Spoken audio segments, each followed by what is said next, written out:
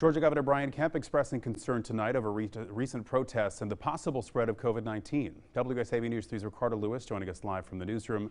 So Ricardo, what is he urging people to do?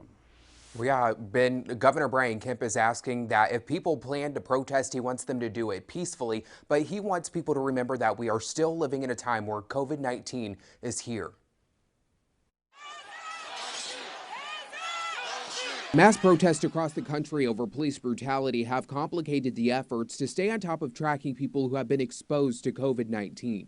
We are gripped by a global pandemic.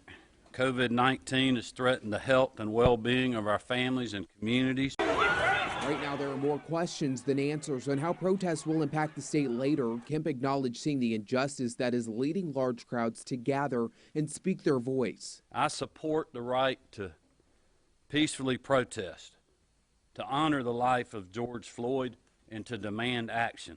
At the same time, he's expressing worry about large groups close together causing a potential spike in coronavirus cases.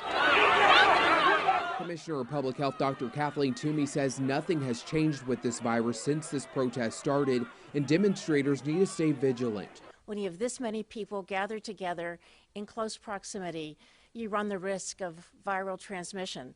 I think you add to that the fact that individuals have come from out of state. Safety is priority number one as protests continue in Georgia. We encourage all law enforcement, along with those that are participating in the demonstrations, to get tested immediately. We'll set up one or more test sites as necessary to ensure that they are protected and identify any cases early.